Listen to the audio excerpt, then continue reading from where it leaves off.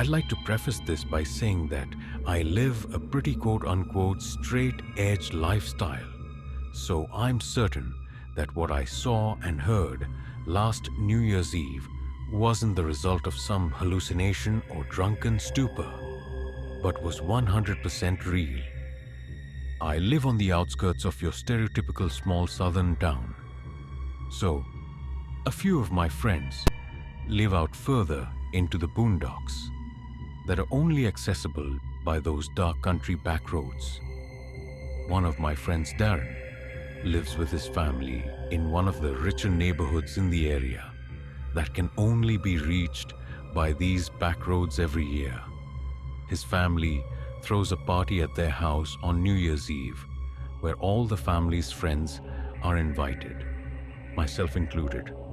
It's a pretty fun occasion, so I'm always excited when I get the formal invitation from Darren's parents in the mail, seeing as the weather in the south can be pretty weird when it comes to winter. It didn't get really cold until a few days before New Year's Eve. I could remember the newly frigid air paired with the bumpy, unkempt country roads made for an uncomfortable ride to the house. Usually I don't drive with my brights on since I hate how other drivers always blind me with theirs. But the sheer darkness of the windy, narrow road needed a necessity this time anyways.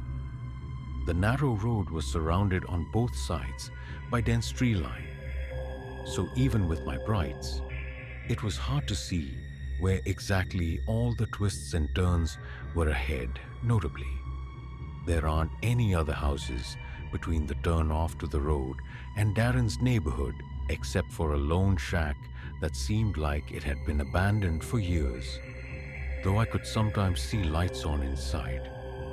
Whenever I passed this way a few minutes into the drive on a particularly straight section of the road, my lights illuminated something ahead amongst the trees.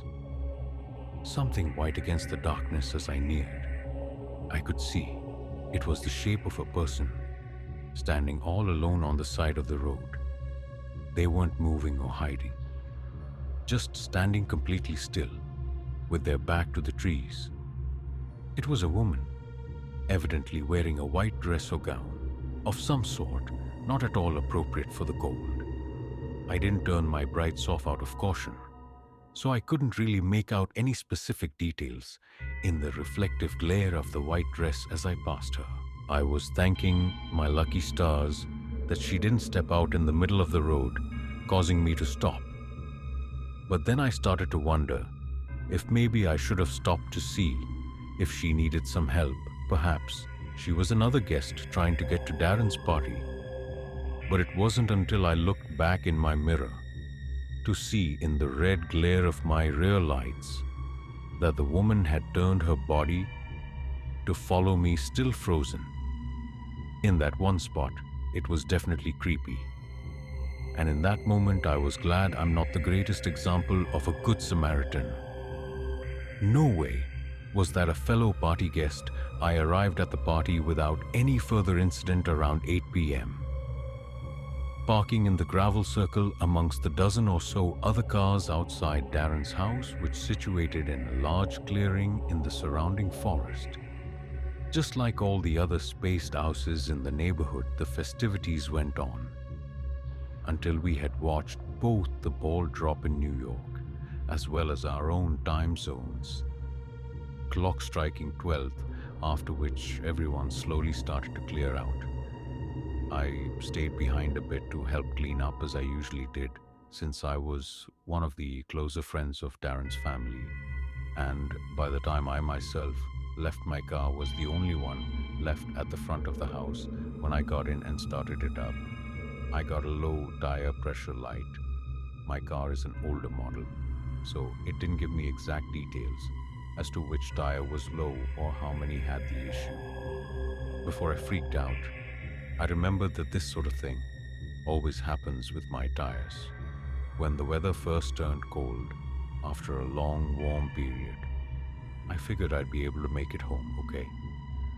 But before I drove off, I remembered that woman I had seen on my way there was She's still out there somewhere had anyone else come across her. There was another way in the opposite direction I could use to get home to avoid that road, but it would add another 20 minutes or so to my commute, which I didn't want to do so late at night. And with possible drunk drivers out and about, I figured I'd just suck it up and just go back the way I came. I really wish I didn't. Not even a few minutes out, on that same dark back road, I could feel something was different with my tires. I could hear it too. It sounded like bare metal, scraping against the road. Slowly, my car came to a dead stop. I muttered. This was a different situation entirely. All that was going through my head was, did my tires fall off against my better judgment? I had to get out of the car to see what was wrong. Stupidly, I turned the engine off and shut the door. The car's lights turned off automatically, and I was plunged into the deep darkness of the surrounding forest. With my phone, flashlight, I scanned each of my tires. My heart sank as each and every one of them had been ripped to shreds, as if they were torn apart by the claws of some animal. I could have reasoned that if one had a large puncture in it, the bumpy road could have caused even more damage. But all 4 tires. This was deliberate, but no. I thought, could it have been? I stood around hopelessly. No one would be out at such an hour. On this road, even on New Year's Eve, I'd have to call a towing service or for someone to come and get me. But of course, there was no phone service this deep into the boys. But just as I was about to get back into the car, the gentle wind died down. The barren tree branches stopped swaying, and even the wildlife that was still out this time of year went quiet. I froze. I had never heard such silence before. It was as if time had stopped for a minute before I heard the sickening sound of a twig snap somewhere within the trees. Something was moving around. I instantly shut the light from my phone off, leaving complete darkness. Leaves on the ground. Ground continued to rustle, as if someone was stalking through the forest. Was it a squirrel, a deer? No. This was the type of silence of prey when a predator was nearby. And then I heard, "I see you." My stomach dropped. All the air was sucked out of my body. I couldn't even scream. It was a woman's voice, soft and quiet, coming from the pitch-black darkness of the tree line. Not 15 feet away, it was said without malice, which somehow made it even freakier in that moment. All I wanted to do was just shell up onto the ground and die. Then I heard, "Can you see me?" It wasn't until I heard the voice again that my fight ORF flight response kicked in. But I was disoriented, standing there in the darkness. I had to turn my phone light back on if I wanted to see which direction I wanted to flee. I aimed the flashlight directly in front of me, and standing at the edge of the tree line was the woman in the white gown this time. Her features visible. The gown was dirt, deer covered in dark stains.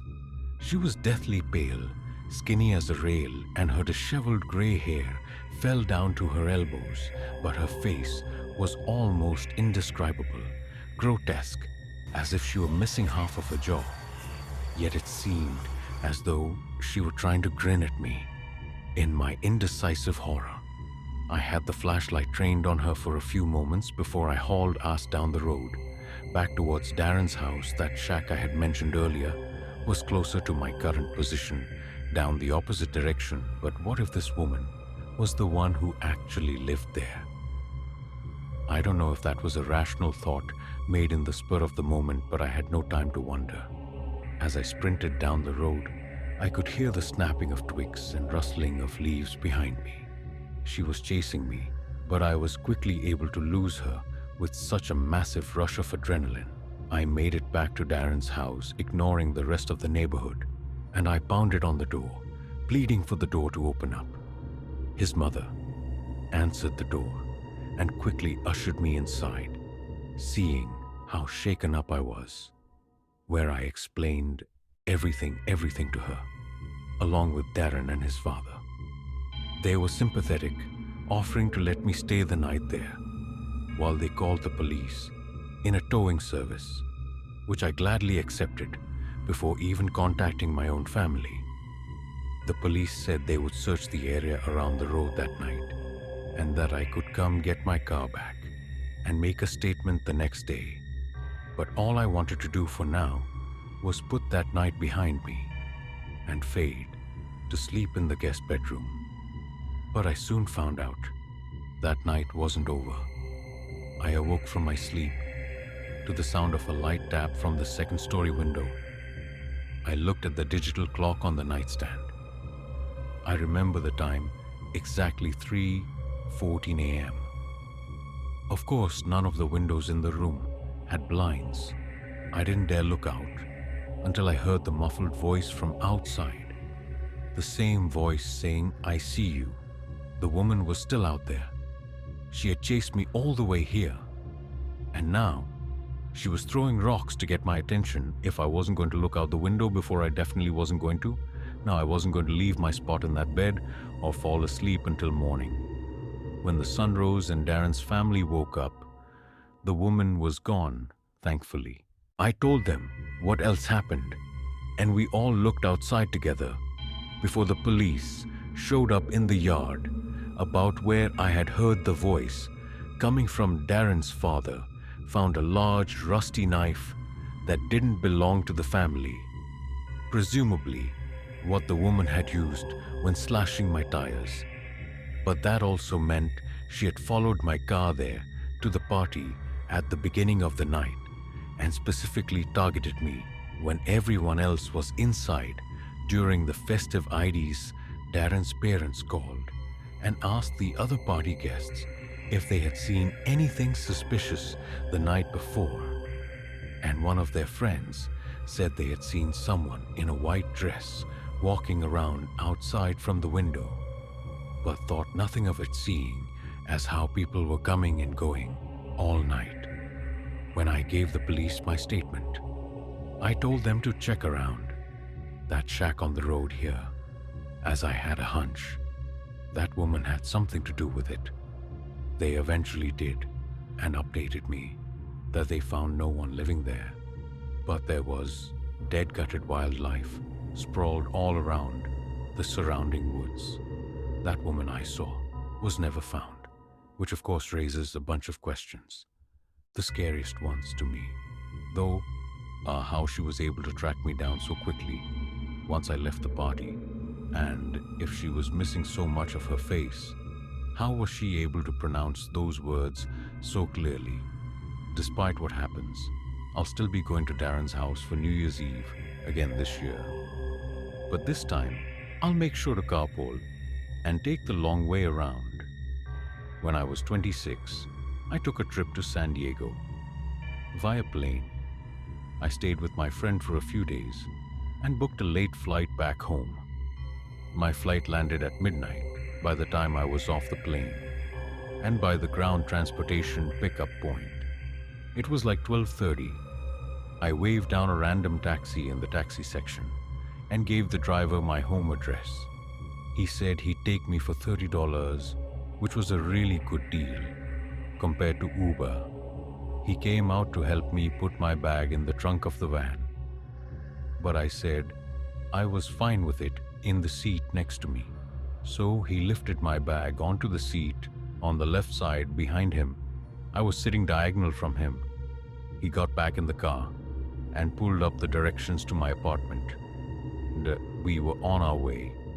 My, at the time, apartment was about a half-hour drive from the airport with no traffic. At this hour, there was obviously no traffic. We got right on the highway and we were moving fast. I caught the driver's eyes, seen staring at me through the mirror on 2 separate occasions. And on the second time he spoke, he asked where I was coming from. I said San Diego. He said, "Oh, very nice." Then he asked me what I was doing there. I said I was just visiting a friend who lives there. His response was, "Is your friend as pretty as you?" And honestly, my first reaction was to laugh, but I found the comment really creepy, and it being the third thing out of his mouth on the ride didn't help from here. His questions kinda stayed on the flirty side. He asked me, "What is a pretty girl like you doing, traveling all by yourself?" And I had a slightly sassy response, saying, "Well, I just said I wasn't alone. I was visiting my friend." And his rebuttal was that by flying by myself, I was traveling by myself. I maintained my slight sass and said, "We can agree to disagree." And he laughed and said he was only teasing me. This man had to be like 45, though I felt like him hitting on a lone girl in her 20s. Like, this was slightly creepy. It wasn't the first time I dealt with something like this, though. As we continued down the highway, I looked up as I saw the familiar overpass right by my exit. But as we passed it, he wasn't slowing down. I said, "This is my exit," as he was literally about to pass it, and we zoomed right by it. I repeated myself louder, saying that that was my exit. He apologized and said he'd catch the next one. I tried to get a peek at his screen to see if he put the right address in, but it was angled so that I couldn't see it. The next exit was about a mile further. I started sitting up on the edge of my seat a bit now. When the next exit approached, I said loud and clear, "You need to get off here." And without acknowledging me, he turned on his blinker and merged off the exit. I noticed him glaring at me for a second to the mirror. I almost sensed a hint of annoyance in his face, but I guess that quickly changed when not even a minute later, he asked me if I had a boyfriend. I replied back instantly, "Yes, he lives with me." I noticed him look at me again, and I think he picked up on how quickly I answered, that he asked what my boyfriend's name is. Yes, I'm serious. I decided that was enough. I told him I'm gonna put my headphones in. So, I popped my AirPods into my ears even though they were basically dead. Still, I just wanted this man to stop asking me questions. Asking my boyfriend's name was next level weird. Almost like he was interrogating me. I texted my family and close friends about this creepy taxi driver, and I shared my location in case, God forbid, things went sour. We were in a familiar area in my town now. We were stopped at the first red light since getting off the highway. I looked in the mirror, and all I saw were his eyes glaring at me, almost in this menacing way. I know he didn't say anything to me because I didn't even have any music or anything playing, so I would have heard him. The light was now green, and he was still staring at me. I had to tell him the light was green, and he started moving again.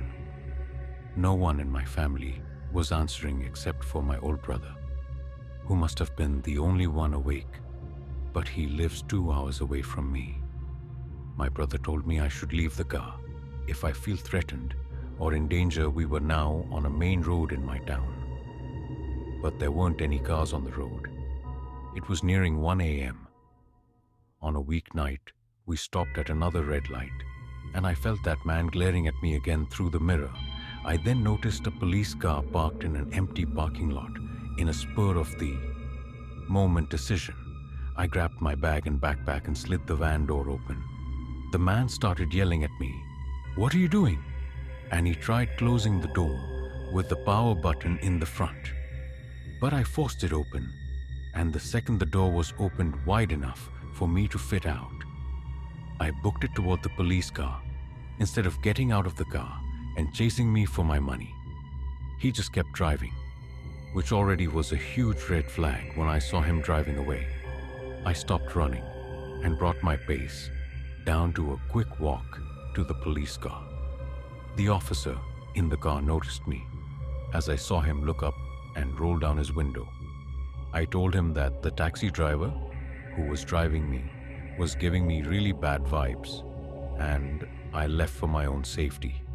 I asked the cop if he could give me a ride home. And thankfully, he said hop in the back seat. Being a scared female obviously helped. But do I think you should be going up to cops, asking them to be your free taxi service? Absolutely not. By the time I was in the car, that taxi was already long gone. The cop drove me home, and we were there. In about 5 to 10 minutes, I let myself in and didn't even bother unpacking. I went straight to brush my teeth and crash into bed. It seemed just as I got into bed, though there was a knock at the front door of my apartment. What if it was the taxi driver? He had my address after all. What if he came for his money? Or worse. The knocks persisted for a few minutes. Then it went silent for a few minutes. And then there were more knocks. Obviously, I never left my room. I didn't want to be anywhere near the front door. The door was locked. And that's what mattered. Eventually, the knock stopped and I drifted away to sleep. The next day, I was back to work. I had a slightly later shift, luckily, so I didn't have to get up too early while I was at work, though I got a call from my next door neighbor, George. He said that my dad was there before trying to get into my apartment to drop something off, but he didn't have a key. George was calling to confirm that I was in fact expecting my dad, and I said no. I hadn't heard from him. George said he didn't see him actually leave anything, though he was just checking through the windows, which his attention. I thanked him and then called my dad, and as I was expecting, my dad said he was at work and had not stopped by my house. I took this time to explain the entire taxi driver situation to my dad again, but over the phone this time. He wanted me to come home for a few nights, and I said I would. I just need to go home and pack my things up first after work. I got home around 9 p.m. I finished up my laundry from the night before and packed a bag with some clothes and my work stuff for the next few days. Something in my apartment felt off, though I never get nervous from being alone, but that night I felt like I wasn't alone. Deep down, I felt like it was because the whole taxi driver situation made me uncomfortable, but I felt like I kept hearing small cracks in the wood floor, like from the pressure of someone's weight. I just couldn't pinpoint from where I was, honestly freaking myself out and tried to hurry up and get all my stuff and go. It was about the moment I was ready to leave the house when I heard a creaking sound from down the hallway from the spare bedroom. I turned and heard a voice say, "I wasn't going to hurt you." And I saw an arm swing into view from behind the wall, and I just took off to the front door before he could even enter the hallway. I was outside screaming and pounding on my neighbor, George's door. It was still early enough where he and his wife were awake. They came rushing outside, and I begged for help. Instead of entering my apartment, we called 911 and waited for the officers to show up before going inside. My apartment wasn't huge, so checking each and every potential hiding spot didn't take long. The backsliding door to the shared backyard area was open, which also suggested he fled through the backyard. Unfortunately, I didn't have any record of the taxi ride I took, so I didn't have the cab number or plate number or anything. I could only describe it as a yellow minivan and give the description of the man I did. However, describe the route we took and the time I remember getting into town, hoping maybe they could knock on some local business doors and check their cameras pointed to the streets. I grabbed my already packed bags and headed to my parents' house, where I stayed for a week. They wanted me to stay even longer, but I had to get back home. My dad helped me install some cameras from Amazon on my front and back doors, and I also bought a taser to put next to my bed for self-defense. I've lived in 2 different apartments since this experience. I've never had to use the taser. I also avoid taxis. Now, if I'm alone, as they are a lot less traceable than a ride sharing app, but also you hear about fake taxi drivers kidnapping people all the time. I have to wonder if that was a real taxi driver at all, or if it was a stolen vehicle.